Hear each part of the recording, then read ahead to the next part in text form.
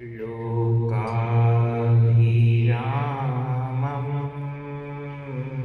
रणरङ्गवीरं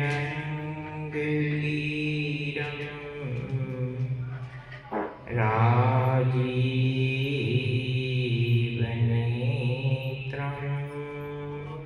रघुवंशनाथं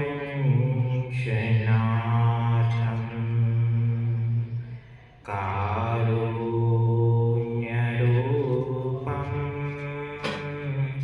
करुणाकरन्तं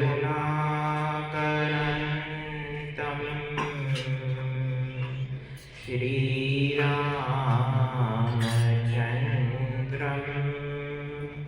शरणं प्रपद्ये। मनोजवं मारुततुल्यवेगं जितेन्द्रियं बुद्धिमतां वरिष्ठं वातात्मजं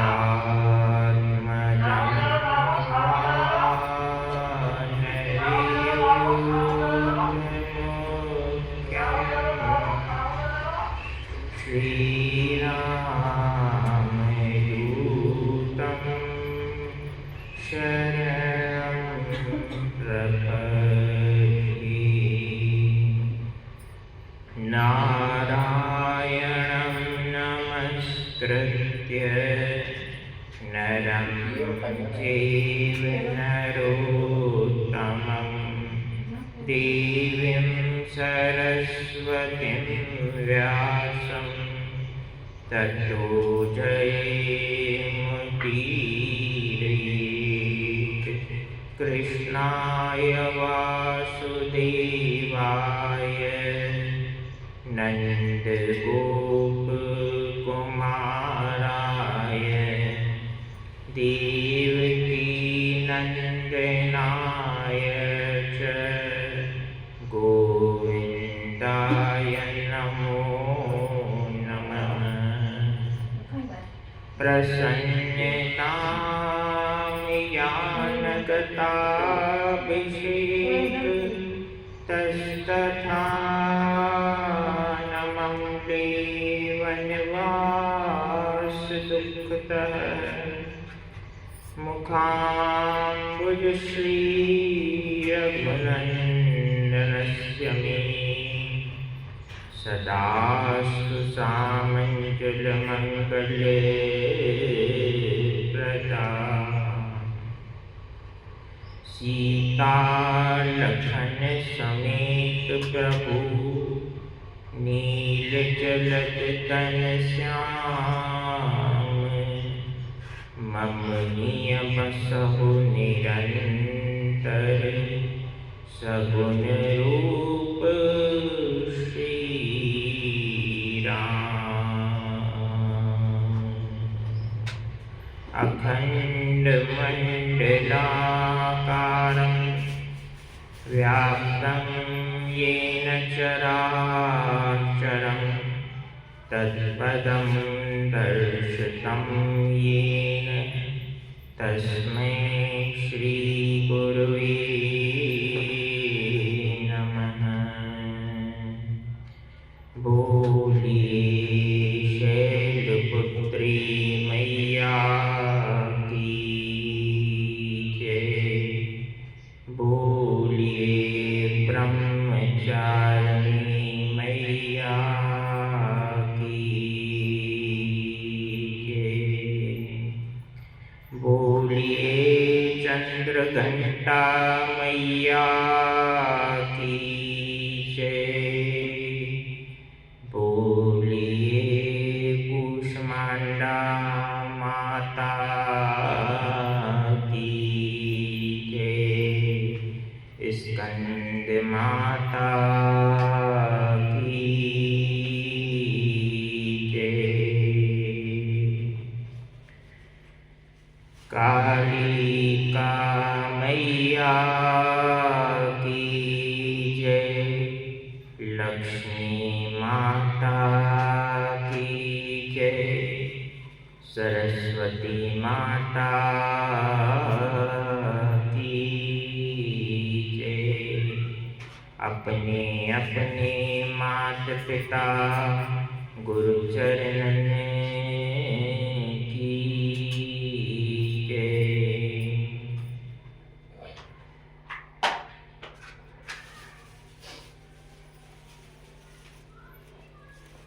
परम पिता परमात्मा भगवान श्री राम को नमन करते हुए भगवती स्वरूपा माता जानकी को प्रणाम करें। मंगल मूर्ति स्वरूप हनुमान जी को वंदन करते हुए नवरात्र के पंचम दिवस माता के पांचवें स्वरूप स्कंद माता की कथा में प्रवेश करें। उससे पूर्व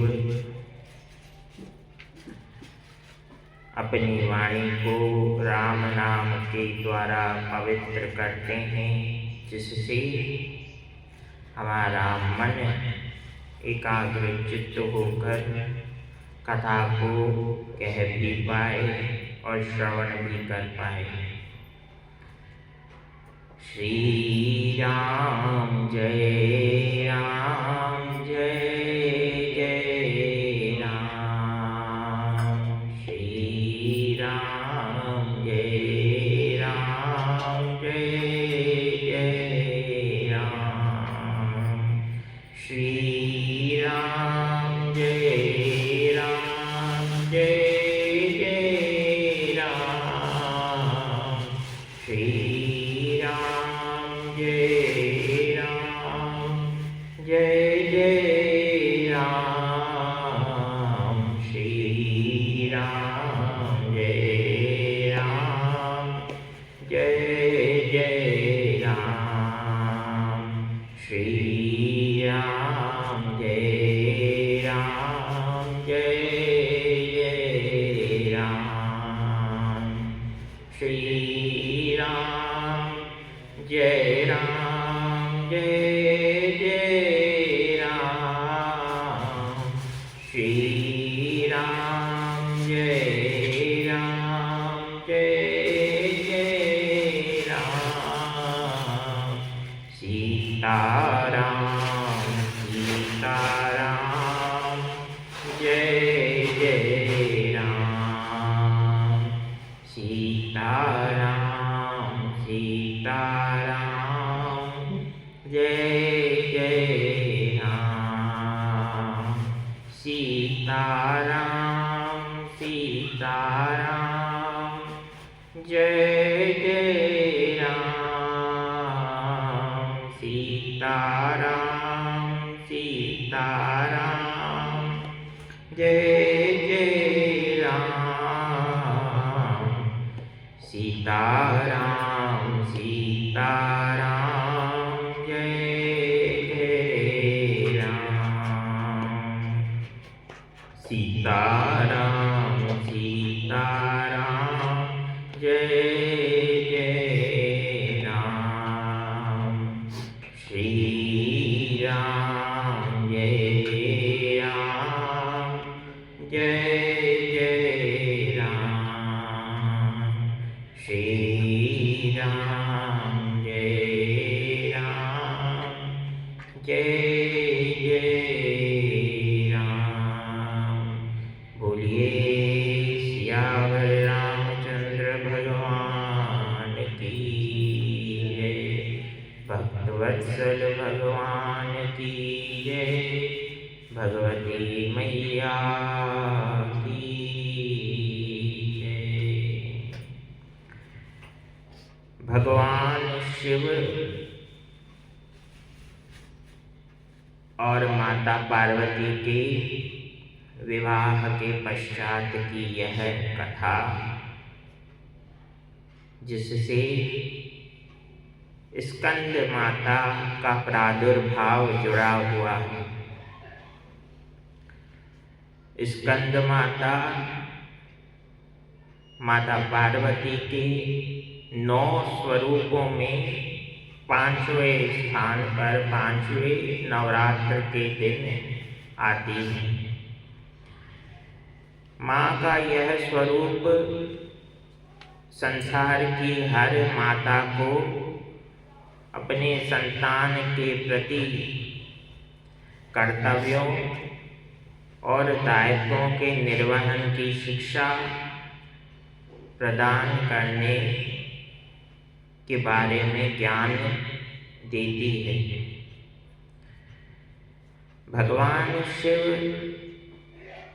सदैव की भांति तपस्या में लीन हैं। अपने प्रभु श्री राम के आनंददायी स्वरूप का स्मरण भोलेनाथ कर रहे हैं और समय कैसे बीतता जाता है कैलाश पर पता नहीं चलता, किंतु माता पार्वती के लिए यह समय अति कष्टप्रद अनुभव हो रहा है। कल की कथा में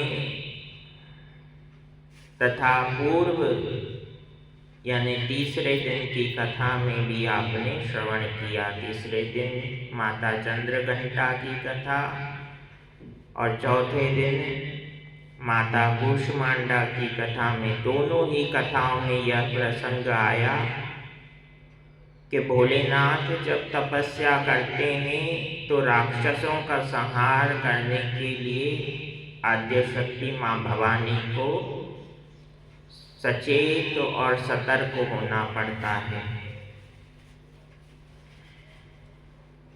माता पार्वती के पास सभी देवता निवेदन लेकर आए हैं और कहने लगे, माँ आप जानती हैं संसार में क्या हो रहा है।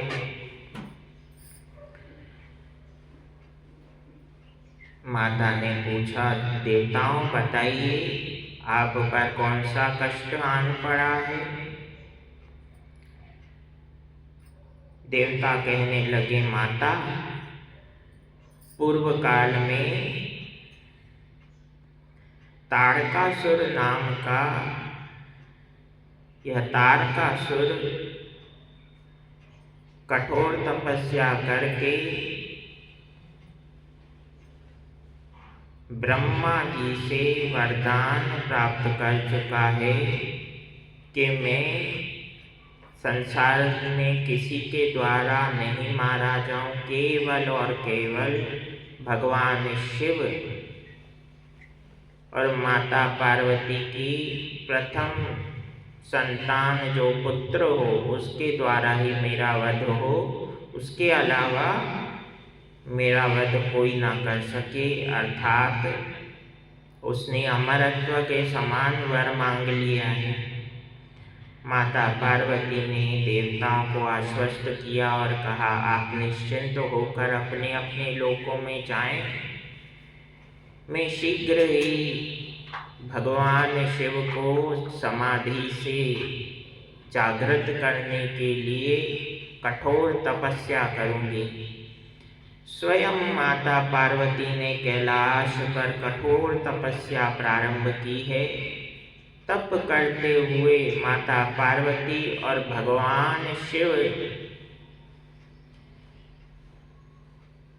के समाधि स्वरूप से एक तेज पुंज निकला है। वह तेज पुंज इतना प्रकाशवान है कि सूर्य नारायण भी उस तेज पुंज को देखकर कुछ क्षण के लिए अचंभित हो गए, विस्मित हो गए कि यह प्रकाश किसका है। माता पार्वती और भोलेनाथ दोनों समाधि की अवस्था में हैं, जप की अवस्था में हैं उस क्षण उस तेज पुंज का क्या किया जाए, संरक्षण कहाँ दिया जाए। देवता सोचने लगे। उसी समय अग्निदेव का स्मरण देवताओं ने किया है। अग्निदेव के संरक्षण में उस तेज पुंज को रखा गया, किंतु उस तेज पिंड जिसमें भगवान शिव और माता पार्वती का प्रथम बालक संरक्षित है, उस तेज को अग्निदेव भी ज़्यादा समय के लिए सह नहीं सके और उन्होंने उस तेज को ममत्व रूपी शीतलता प्रदान करने के लिए गंगा माँ की शरण में उस तेज पिंड को प्रदान किया। गंगा जी माता पार्वती की बड़ी बहन है। उस संबंध से माता पार्वती के पुत्र की देखरेख माता गंगा करने लगी, लेकिन पुनः वही परेशानी सामने आई जो अग्निदेव के सामने थी। माँ गंगा भी अधिक समय तक उस बालक के तेज को नहीं सह सकी। समय आने पर 6 नक्षत्रों की देवियों,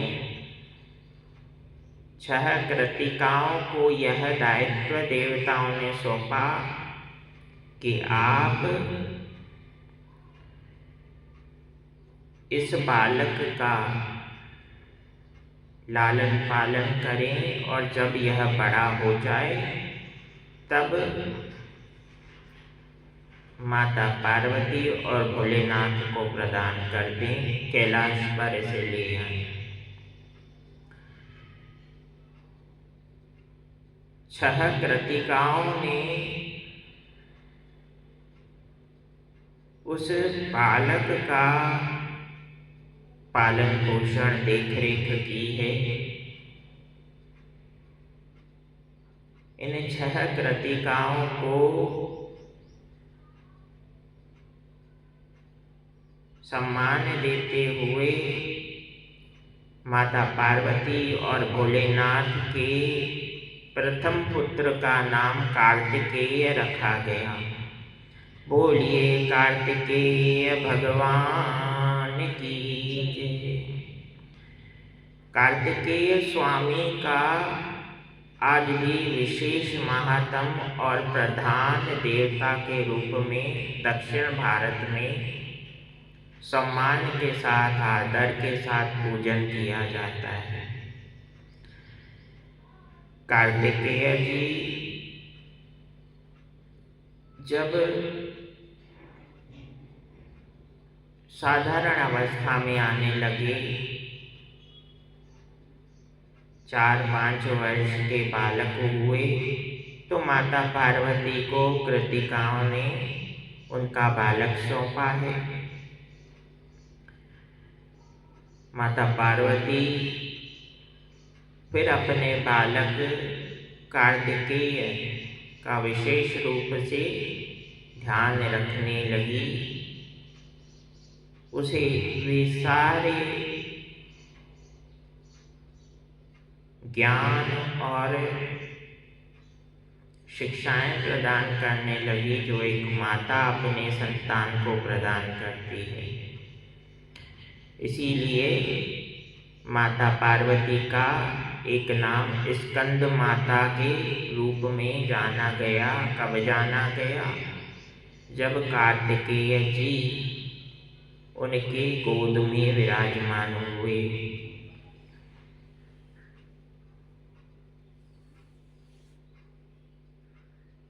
कार्तिकेय भगवान जब बड़े हुए तो उन्हें देवताओं ने उनके जन्म लेने का मूल कारण बताया कि आपको तारकासुर का वध करना है। कार्तिकेय जी पूछने लगे उससे मुझे क्या होगा और संसार को क्या लाभ होगा। देवताओं ने कहा उससे आप देवताओं की सेना के प्रधान सेनापति बनेंगे और संसार को तारकासुर जैसे भयानक राक्षस से सदा सर्वदा के लिए मुक्ति मिलेगी। ये 2 लाभ होंगे। जब कार्तिकेय जी ने यह सुना तो भीषण संग्राम हुआ है और अंत में स्वामी कार्तिकेय की विजय हुई, देवताओं का पक्ष जीता है और राक्षसों की पराजय हुई। सत्यमेव जयते, सत्य की विजय हुई है।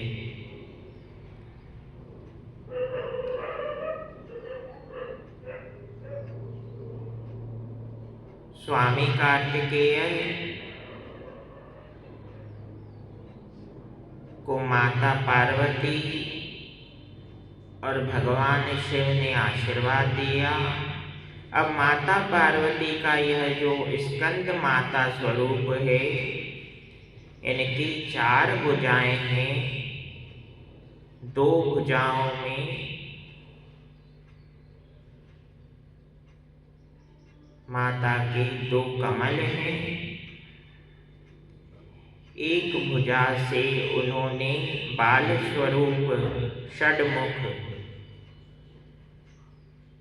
स्कंद अर्थात कार्तिकेय स्वामी को संभाला हुआ है और एक हाथ से संसार को वे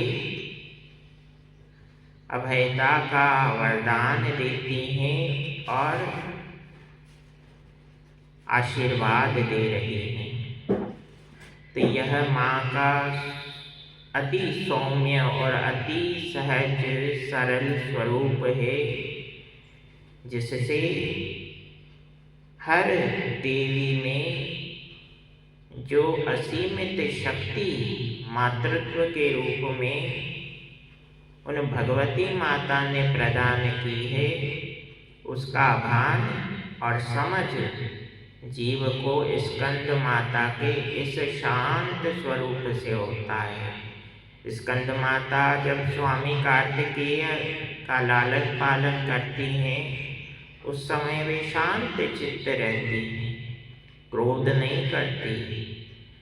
इसीलिए विशेष रूप से उनका यही ज्ञान जीव के लिए ग्राह्य है कि जब संतान का लालन पालन किया जाए तो उन अबोध संतानों पर, बालक बालिकाओं पर कभी भी क्रोध ना किया जाए। इस प्रकार से स्कंद माता की कथा को हमने श्रवण किया। अब हम श्रीमद् देवी भागवत के अगले कथा प्रसंग में प्रवेश करेंगे।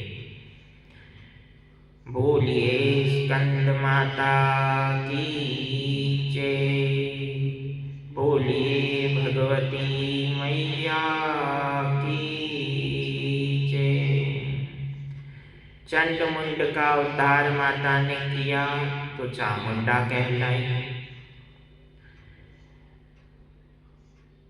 अब काली माता का प्रादुर्भाव कैसे हुआ, उस कथा को श्रवण करना आज हमारे लिए विशेष रूप से आवश्यक है, क्योंकि माता काली उस समय जीव की रक्षा करती हैं जब उसके जीवन में सारे मार्ग बंद हो जाते हैं। माँ भगवती की शरण में पुनः देवता आए हैं। देवता कहने लगे, माता राक्षसों ने हमें बहुत अधिक कष्ट दिया है। माँ मन में विचारती हैं कि देवता तो सदैव अपने कार्य के हेतु ही आते हैं, कभी मुझसे आशीर्वाद लेने यूं ही नहीं आए हैं। तो माता कहने लगी, देवताओं अब कौन सा कष्ट आन पड़ा। देवता कहते हैं, माता अब हमारे जीवन में वह कष्ट है कि हम किस किस राक्षस से सामना करें और कैसे सामना करें, क्योंकि एक शत्रु हो तो सामना किया जाए, किंतु यहाँ तो हर राक्षस ही हमारा देवताओं का शत्रु बना हुआ है। अभी तो हम दोनों तो आपस में भाई हैं, देवता और दैत्य आपस में तो भाई हैं, किंतु भाइयों में शत्रुता कैसी। संसार में जहाँ लोभ पैदा होता है वहाँ शत्रुता पैदा होती है। वही लोभ सदैव राक्षसों के मन में रहता है, वही ईर्ष्या सदैव राक्षसों के मन में रहती है कि देवता कभी भी हमारा भला नहीं करते, केवल हमसे अपने कार्य की सिद्धि करवाते हैं, और जब कार्य सिद्ध हो जाता है तो हमें भीतर घात करके आघात पहुंचाकर नुकसान देते रहते हैं और हमारा सदैव हित करते हैं। तो इसीलिए जब एक बार किसी के प्रति वैर पैदा हो जाता है तो वैर अंध प्रेमई न प्रबोधु। गोस्वामी तुलसीदास जी ने भी लिखा है, मनुष्य के जीवन में किसी के प्रति यदि एक बार वैर आ गया, शत्रुता की खटास आ गई, तो वह इतनी आसानी से नहीं जाती। फिर तो लेश मात्र संशय होगा, अगर वैरी ने कुछ अहित ना भी किया होगा तो हमें निश्चित रूप से विश्वास हो जाएगा कि हो ना हो फलाने ने ही ऐसा किया है। प्रेम ही न प्रबोधु। और पूर्ण विश्वास अगर मनुष्य पर, संबंधी पर हो जाता है तो भले वह संबंधी लोभवश, लालचवश या किसी कारणवश हमारा अहित भी कर ले, तो हम चाहकर भी विश्वास नहीं कर पाते, क्योंकि योग माया का प्रभाव ऐसा ही है। योग माया मनुष्य को इसी प्रकार से सुख दुख, लाभ हानि, जय पराजय के विभिन्न भावों के मध्य दुखी करने का, कभी सुखी करने का कार्य किया करती है। अब देवता कहने लगे, चारों ओर राक्षस ही राक्षस हैं, हमारे शत्रु हैं, हमें इनसे बचाइए। आपने हमें वचन दिया था, जब भी तुम मेरे पास आओगे, समस्या सुनाओगे, तो मैं उसका समाधान करूंगी।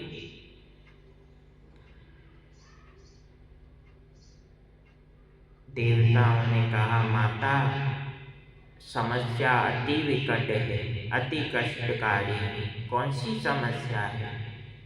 उस समस्या का नाम है रक्त बीज। यह साधारण राक्षस नहीं है माँ, इसने ब्रह्मा जी से तपस्या द्वारा वर प्राप्त कर लिया है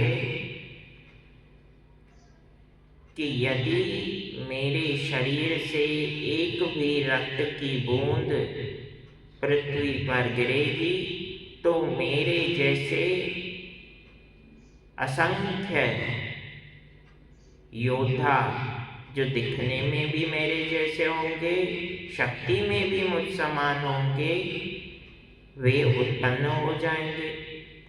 ऐसे तो हम अगर एक रक्त बीज का सामना करते हैं तो वो देखते ही देखते लाखों में परिवर्तित हो जाते हैं।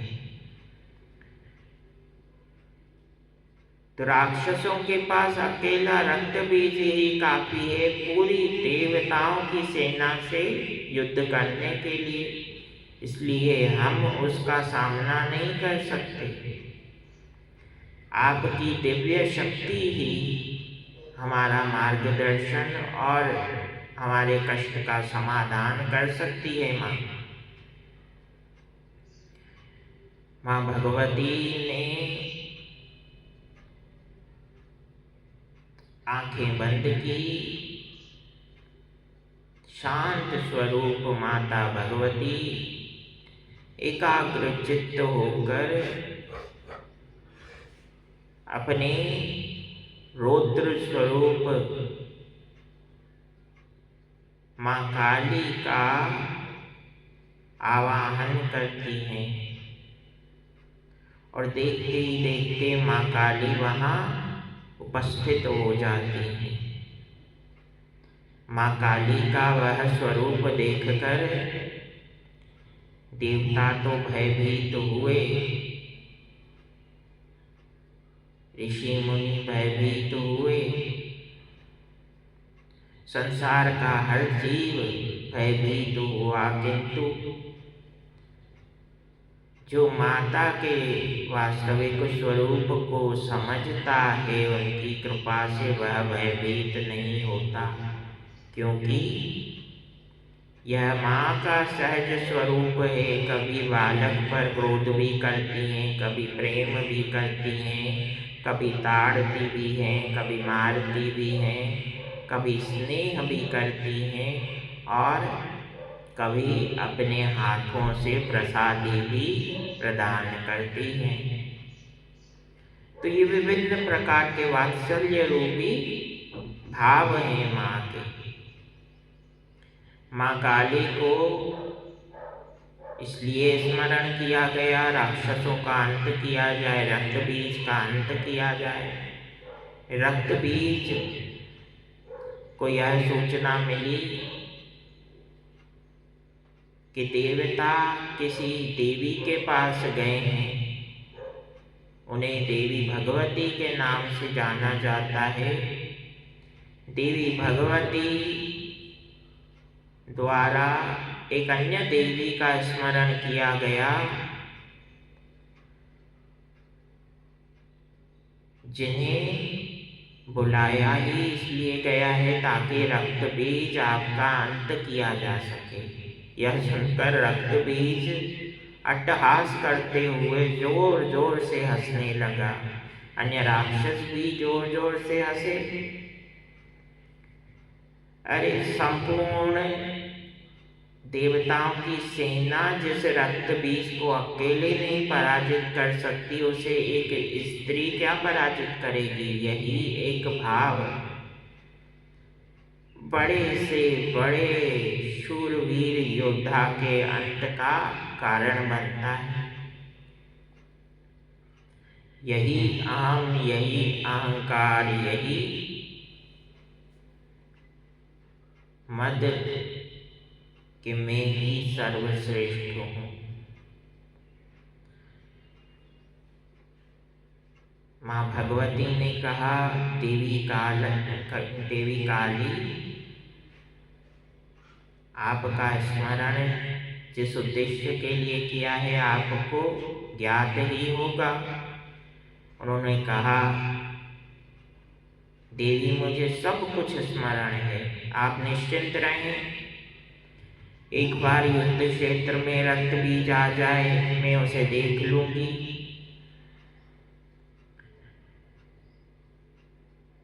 युद्ध प्रारंभ हुआ है। रक्त बीज और माँ काली के मध्य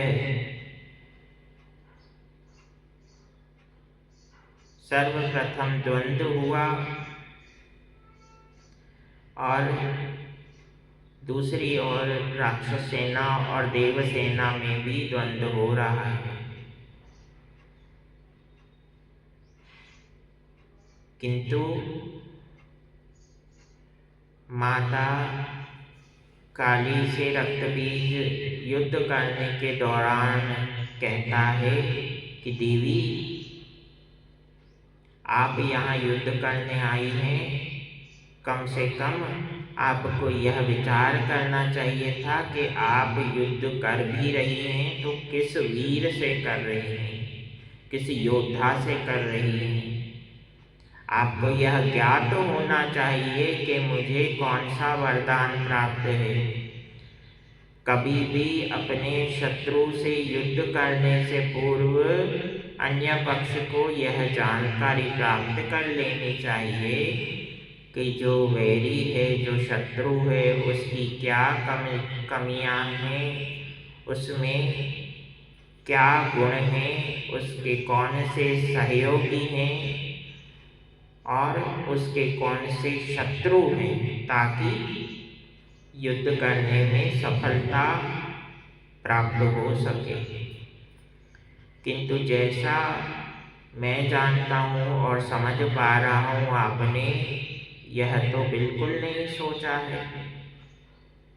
अब आप मुझसे युद्ध कर रहे हैं। मैं तो स्वयं को लज्जित मान रहा हूँ कि मैं किसी देवी पर हाथ क्यों उठाऊं।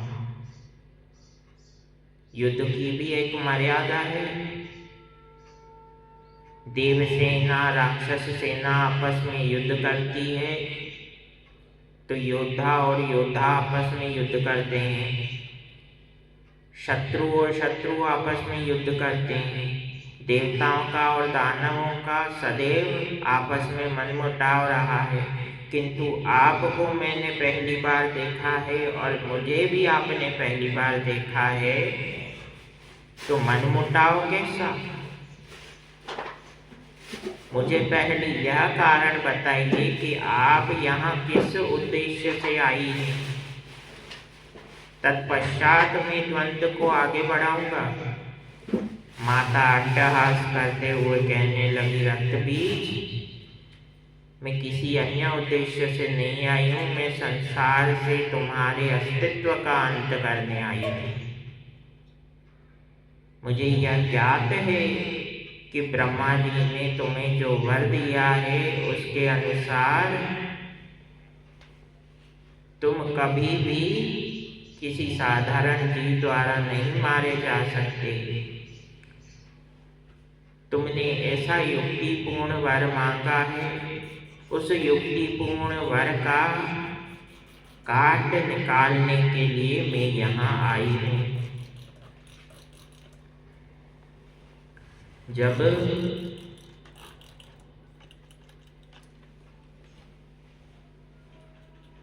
माता काली ने ऐसा कहा तो रक्तबीज क्रोधित होकर अपनी तीक्ष्ण तलवार उठाकर माता से युद्ध करता है। जैसा अस्त्र शस्त्र रक्तबीज प्रयोग करता है, वैसा ही अस्त्र शस्त्र माँ काली उपयोग करती हैं। अपनी तीक्ष्ण तलवार से क्रोधित होकर रौद्र स्वरूपी माँ काली ने रक्तबीज का सिर धड़ से अलग कर दिया है।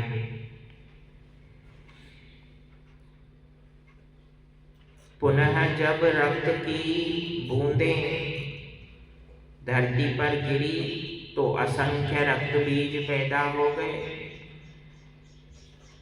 वे उसी प्रकार से युद्ध करने लगे जिस प्रकार से रक्तबीज कर रहा था। जितने रक्तबीज मारे जाते उससे अनगिनत संख्या में रक्तबीज और पैदा हो जाते। तो खप्परधारी माँ काली ने अपने वृहद रौद्र स्वरूप को ग्रहण किया है, जिससे देखते ही देखते राक्षसों में हाहाकार होने लगा। क्यों? क्योंकि जैसे जैसे रक्त बीज के सिर को माँ काटने लगती तो बूंद को, रक्त के एक भी बूंद को धरती पर गिरने से पहले सारा रक्त माँ काली स्वयं पान कर लेती थी। इस प्रकार से जब रक्त बीज के सिर से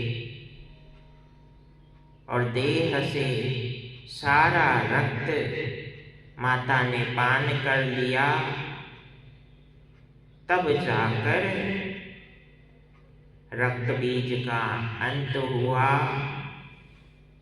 और रक्त बीज का जब अंत हुआ है, तब रक्त बीज के साथ जो राक्षसी सेना थी वह मैदान से भाग खड़ी हुई है। बोलिए काली मैया की जय। इस प्रकार से विभिन्न, कभी रौद्र स्वरूप, कभी सौम्य स्वरूप, कभी शांत स्वरूप धारण करके माता ने प्राणियों का उद्धार किया है। आवश्यकता है माँ के विभिन्न स्वरूपों का स्मरण करें, ध्यान करें, पूजन अर्चन करें, उनका साधुवाद करें, धन्यवाद करें कि उन्होंने हम पर अनुकंपा करके यह मनुष्य देह हमें प्रदान की है। देखिए 84 लाख योनियों में मनुष्य देह सर्वश्रेष्ठ इसीलिए कही गई है कि हम भगवान और भगवती के नाम का स्मरण करके उनका आश्रय लेकर अपने कर्मों को सुधार भी सकते हैं और अपने जीवन को मुक्त भी कर सकते हैं। इसीलिए कहा गया, बड़े भाग मानुष तन पावा, सुर दुर्लभ सद ग्रंथ निगावा। भगवान की अहेतुक कृपा, माता भगवती के अनुकंपा से ही मनुष्य को यह मनुष्य देह मिलती है। जो इसका मूल्य समझ पाता है वही ईश्वर और देवीय तत्व को जानने में समर्थ हो पाता है, उनका आश्रय ले पाता है। बोलिए भक्तवत्सल भगवान की जय। भगवती मैया की जय। स्कंद माता की जय। कार्तिकेय भगवान की जय। नमः पार्वती पतये। हर हर महादेव।